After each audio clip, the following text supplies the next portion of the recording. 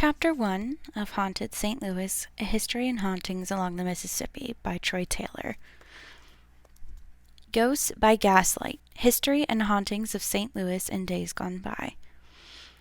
St. Louis, as most of us know, is the gateway to the West. Founded by the French, taken over by the Spanish, and sold to Americans, it is one of the most unique cities in the country.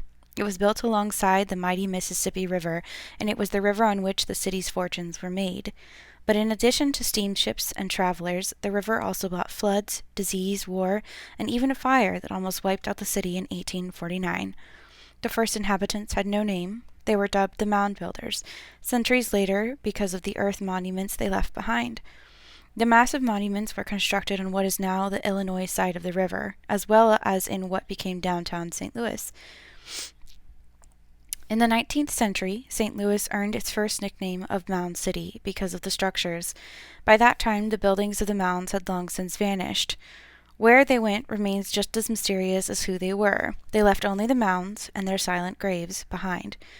There were once 27 mounds There were once 27 mounds in downtown St. Louis. The largest of them, dubbed La Grange de Terre, meaning earthen barn, by the French, was on land surrounded by Broadway, Second, Mound, and Brooklyn streets. In time, all the mounds were destroyed to make way for buildings and streets. The growing community's inhabitants dismissed their importance and were indifferent to their destruction. La Grange de Terre was sold to developers by Archbishop Peter Kenrick in 1868, and workers carted away the dirt and human remains to be used in a construction project by the Northern Missouri Railroad. Destruction of all the rest soon followed. Cote Brillante, Shining Hill, located along Kings Highway, was torn down in 1877 to make way for Christian Brothers College. Two smaller mounds found in Forest Park were leveled to prepare for the 1904 World's Fair. The history of the mound builders in St. Louis was effectively erased by the city's progress. It would not be the last part of what made St. Louis unique to be destroyed by the development and greed. The French in St. Louis. Although others came before, recorded history in St. Louis began with the arrival of Marquette and Joliet in 1673. Jacques Marquette, a Jesuit priest, and Louis Joliet, the French-Canadian adventurer, embarked on a dangerous journey along the Mississippi that eventually took them to the mouth of the river. Along the way, the explorers, along with a crew of Frenchmen and Native Americans, charted and mapped the vast wilderness region and claimed it all for their king. The site that would become St. Louis, however, was discovered by René Robert Cavelier, Sieur de la Salle, a flamboyant explorer, promoter, and as many called him at the time, man of magnificent failures. He was arrogant, barbaric to the Native Americans, borrowed huge sums of money, and squandered his family's fortunes.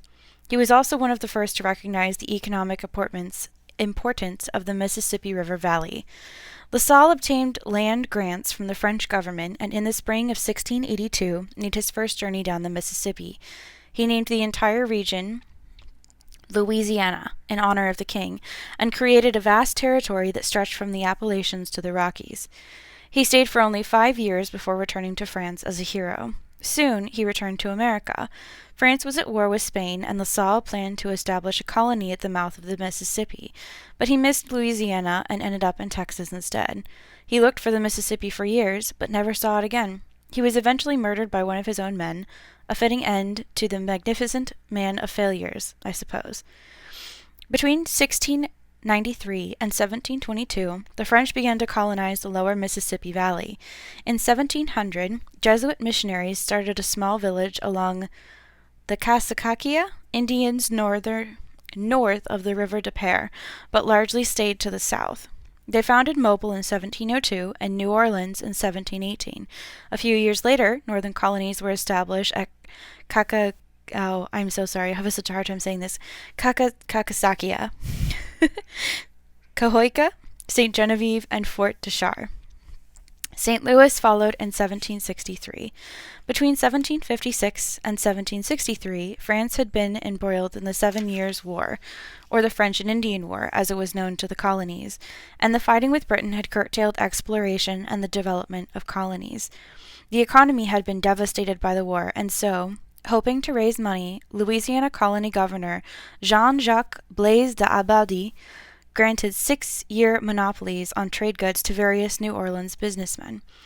Exclusive fur trading rights with Native Americans of the Missouri River and the western banks of the Mississippi were granted to Gilbert Antoine Maxent and his partner Pierre Leclerc de Ledoux. I can't say that either. Maxent had all the money, so Leclerc was faced with most of the work. His job was to establish a trading post and manage it with the expectation that it would become a settlement. Leclerc left New Orleans in 1763 with 30 men, including his 14-year-old stepson, Auguste Chateau. They traveled up the Mississippi in search of a location for the trading post, journeying past disease-riddled St. Genevieve to a spot closer to the Missouri River. They wintered at Fort Deschartres and scouted the west banks of the river while they waited for spring. It was at Fort Deschartres that Leclerc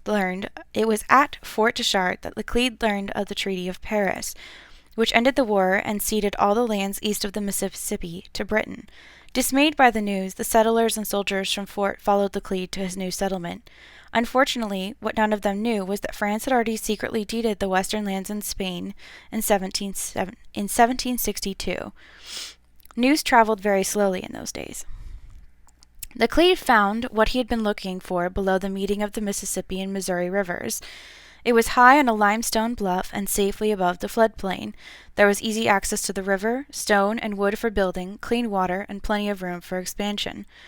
It was Auguste Chateau who first landed on the site in February 15, 1764.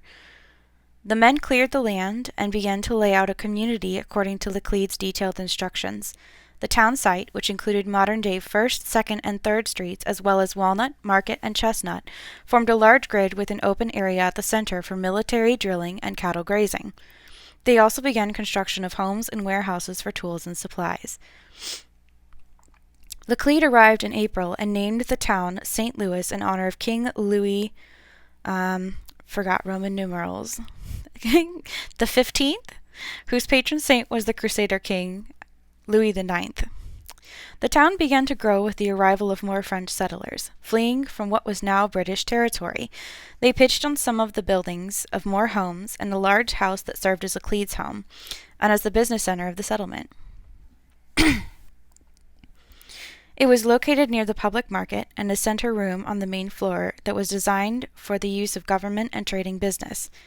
The house was luxurious by the standards of the frontier, with plastered and whitewashed walls and polished black walnut floors that had been looted from the Fort Deschartres before it was abandoned by the French. The house was large, but it was also crowded. Leclerc had sent for his mistress, Chateau's mother, Marie-Therese Bourgeois Chateau, and she came to St. Louis with her other 4 children. She was estranged from her husband, René Auguste Chateau, and there were whispers about the paternity of her younger child, which Leclerc never publicly acknowledged as his own. Leclerc, Marie, and all the children occupied the house, as well as Louis Saint-Ange de Bellerive, the last French governor of the Louisiana Territory. 6 years passed before the Spanish sent their own governor, and he also lived in Leclerc's home.